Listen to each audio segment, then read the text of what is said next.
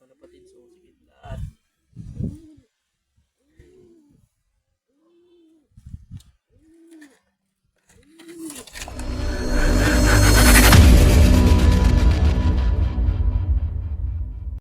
So, ayun mga kalapatids, magandang hapon sa inyo.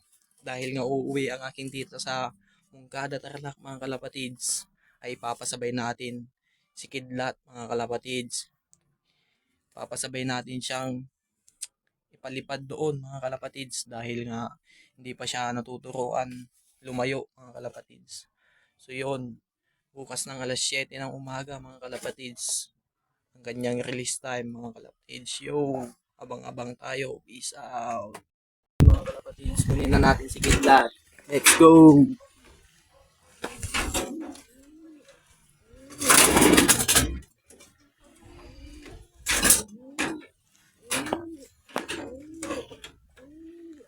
Ito nga pala si Kidlat mga kalapatids. So, ganda mga kalapatids. So, peace out. Ito mga kalapatids. So, si Kidlat.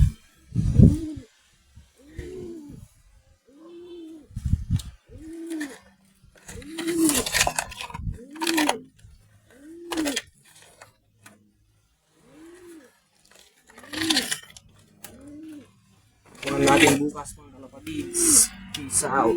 The next day, the next day, the next day. Sige. Sagod.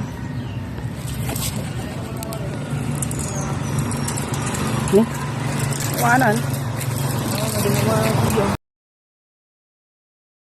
Yun, good morning mga kalapatids. Update para sa chinos nating si Kidlat mga kalapatids. Time check. Alas 8 na po ng umaga mga kalapatids. Alas 7 siya pinakawalan doon. At wala pa nga siya mga kalapatids. So, nakikita nyo mga kalapatids. Wala pa si Kidlat. First toss niya kasi mga kalapatids. At dahil dyan mga kalapatids, magpapakain muna tayo ng ating mga breeder. Let's go!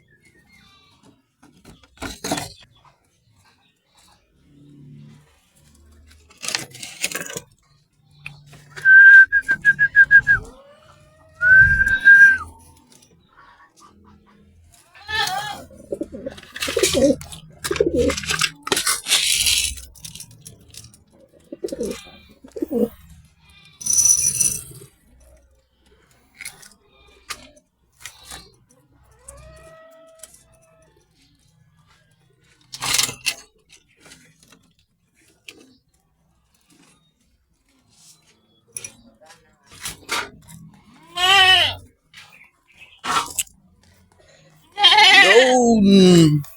Sheesh!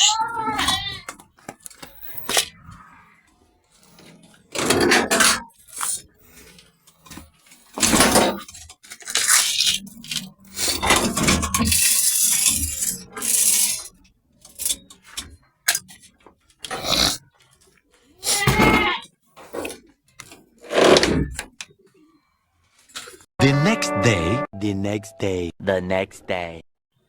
So yun, good morning mga kalapatids. Update nga pala para sa kalapati natin si Kidlat. 54 kilometer toss mga kalapatids. At wala pa rin siya mga kalapatids. So, wala pa rin si Kidlat mga kalapatids. Hindi pa siya umuwi.